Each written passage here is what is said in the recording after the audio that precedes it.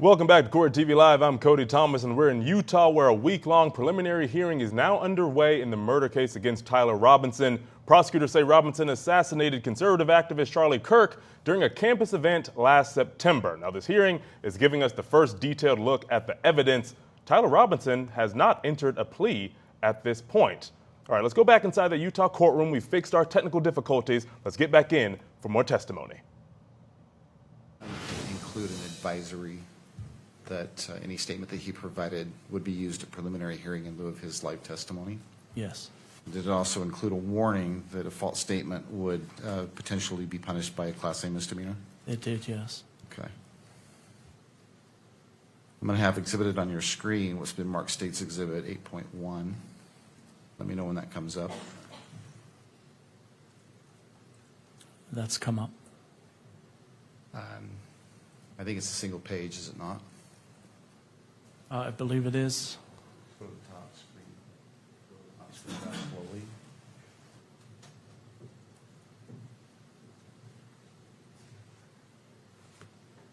Can you see that, Agent Hall? Yes.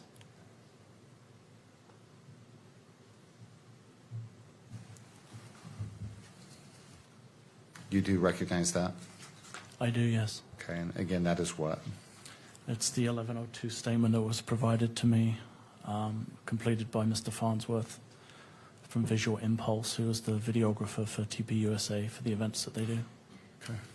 Judge, the state would move to admit State's Exhibit 8.1. Ms. Nestor. Thank you, Your Honor. At this point, we renew our objection. This is hearsay. This statement is hearsay. We have constitutional concerns for the reasons we raised in our standing objection. We also would like to cross-examine Mr. Farnsworth about whether or not and to what extent these videos may have been altered in any way. It is clear that clips were being made out of the larger videos because he sent, even his own statement says he sent larger videos, and this is just a small portion of them. So obviously someone made clips, and we don't know who, and we don't know how, we don't know what they did.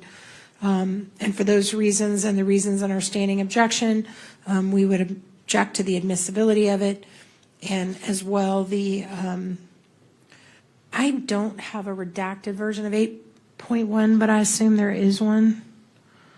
There is personal information on this one. Do you have a redact? Okay, I don't have that one. All right. And we would object to publication just on our concerns for fair trial, the same issues. Let's read that. Yeah, gotcha. Yeah, I think so. Thank you. And for all those reasons, we would object to its admissibility, its publication, and its ability to be filmed by the media, Your Honor. Ms. Nestor, I just wanted to check. Did you get a copy of the redacted? I was just handed it. Okay, I just wanted to make sure that right. you had copies. Thank you, Your Honor. So, okay, thank you. Mr. Sturgill, would you like to respond? Sure, Judge, thank you. With regards to the admissibility of the statement, Judge, I think the foundation has been laid that this statement was collected in compliance with Utah Rule of Evidence 1102, subsection B8. It constitutes reliable hearsay. It's a statement that's been made by a declarant that's written and it's under oath, or not under oath, but pursuant to a notification of the declarant that a false statement made is punishable. I think there's been foundation to support that. In addition, Judge, Article 1, Section 12 of the Utah Constitution makes it very clear that the state at preliminary hearing can rely upon reliable hearsay. All right. Anything further before I make my ruling? Thank you. Right, applying the same analysis from the previous exhibits as it relates to the written statement under Rule 1102 and also under the Utah Constitution, Article 1, Section 12, in that last paragraph, I will overrule the objection and admit State's Exhibit 8.1. Let me hold off on that final phrase. If you could scroll down to the state representative and just stop right there. Thank you. I just want to make sure I fully review it before I make that ruling.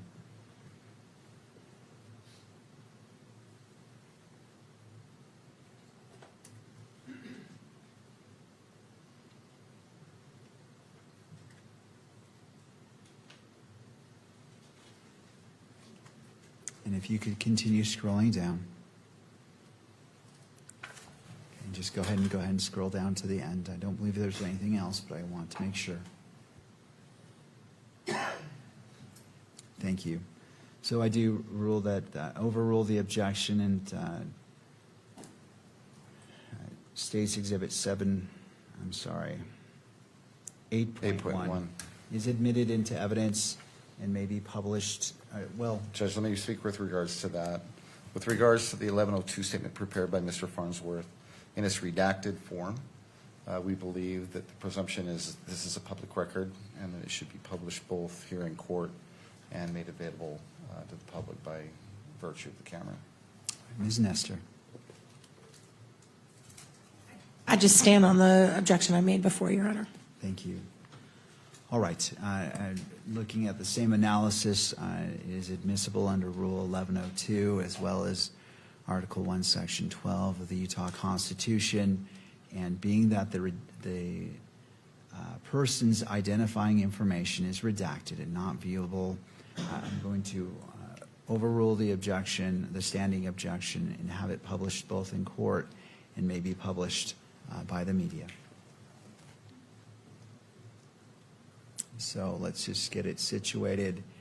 And what I'll have you do to the representative of the state, pause on this screen and then in 10 seconds scroll down to the full text portion, and then 10 seconds later just slowly scroll to the remainder of the document. Thank you.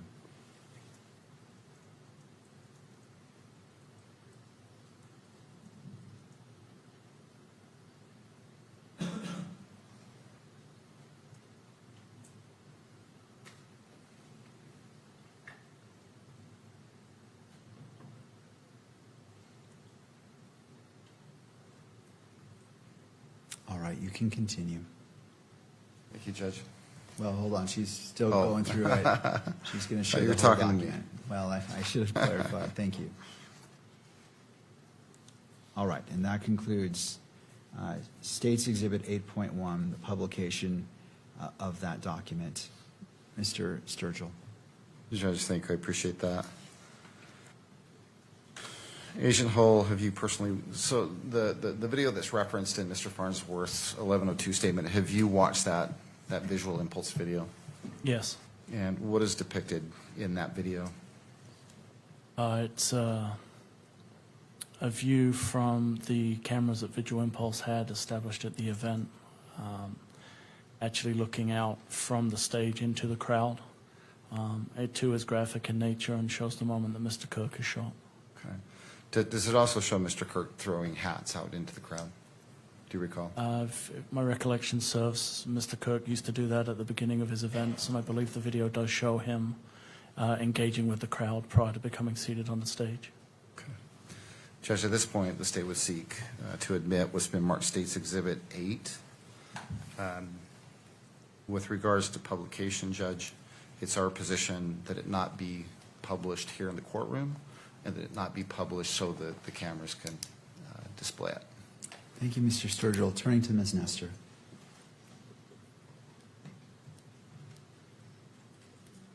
Your Honor, we would just renew our objections to authentication for admissibility purposes under 901 for the reason that I mentioned in the 1102, which is, you know, someone prepared these clips. We don't know who. We don't have that person here to cross-examine in terms of what, if anything, was edited. And for that reason, we think it can't be authenticated, and we object to its admissibility and our standing objection for constitutional grounds. All right, still with us this hour, Silva Megadichian and Claudia King. Claudia, they're talking about, you know, obviously the video evidence regarding that just egregious, just violent shooting. You know, it circulated online, unfortunately, and everything. And, you know, we got word that Erica Kirk is in that courtroom listening to all of this. You know, that's her husband. I'm sure that image of him, she, you know, saw his body eventually. That will be ingrained in her mind forever. Now, as the prosecution moves forward, you know, how carefully do they have to move about, you know, presenting this this evidence here, this graphic evidence without appearing overly emotional or overly inflammatory? Or, is that exactly what they want, is to, pull on those heartstrings of potential jurors? Yeah, I think for this particular proceeding, it's not as important because it is just the judge. But when it does go in front of a jury, I think you're exactly right, Cody, that they do want to show the graphic nature because they do want to pull on the heartstrings of jurors.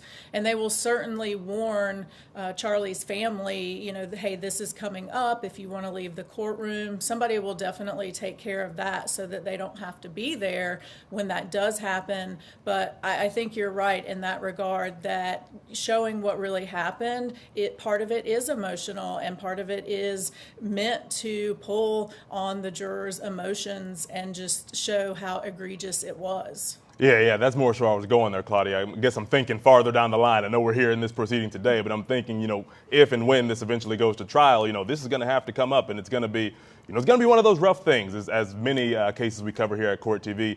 Silva, now, we heard, we played that soundbite, and, Erica Kirk has gone on the record saying that she forgives Tyler Robinson, for this heinous act against her husband, her loved one, citing Christ and all that. Do you think her forgiveness in any capacity may play a role in mitigating this possible death penalty? That is such a great question, Cody. Here's the issue. It can be in the minds of the jurors when it comes to actually deliberating on the death penalty.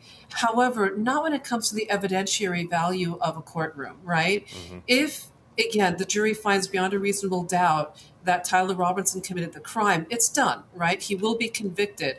But when it does come to death versus, let's say, life without the possibility of parole, for people who saw those words that she gave and the fact that, the victim's wife can have such grace, that could filter in the back of a juror's mind.